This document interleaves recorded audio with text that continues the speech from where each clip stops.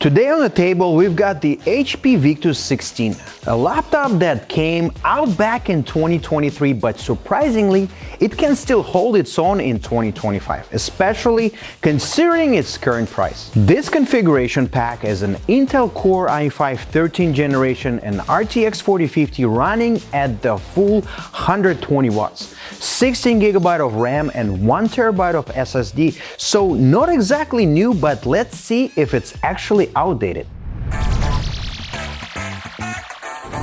Well, visually, it's a typical HP Victus, restrained gaming design without flashy RGB but with a sleek, mirrored V logo on the lid. The chassis is plastic but feels nice to the touch and resists fingerprints fairly well. On this particular unit, the hinges creak a little, not ideal but nothing serious. It's a 16-inch laptop, weighs around 2.3 kilograms, and the 230-watt power brick adds more weight. Altogether, a bit over 3 kilograms in your backpack.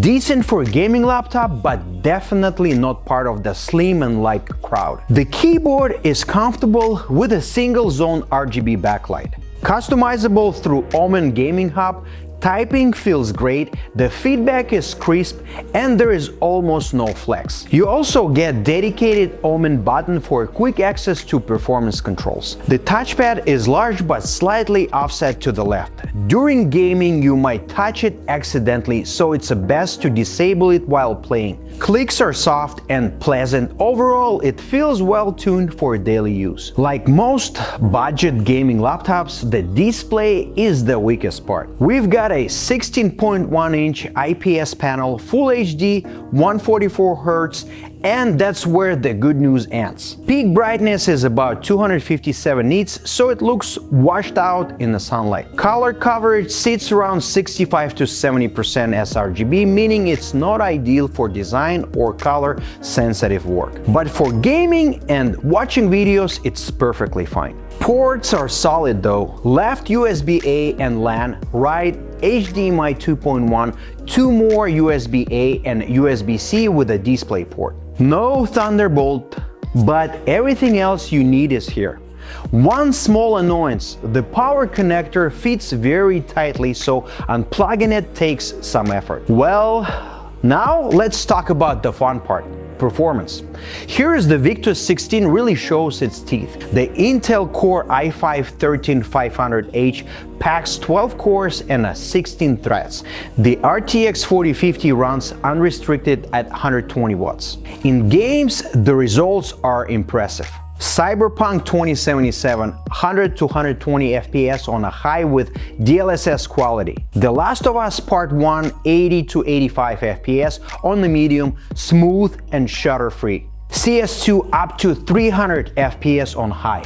God of War around 90 FPS on the high with DLSS quality. Thermals stay around 65 to 70 Celsius in balance mode. Excellent numbers. Switch to performance and the fans get louder, but cooling remains strong. Cooling is handled by two fans, the exhaust heat to the rear and the left, with air intake from the below and above. Using a cooling stand drops temps a couple of extra degrees. And if you go to the BIOS and disable fans always on, the laptop becomes completely silent at IDL. Inside is an 83-watt battery and results are quite good.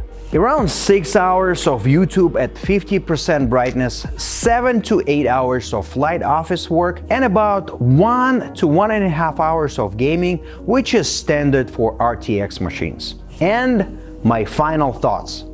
So 2 years later, what can we say?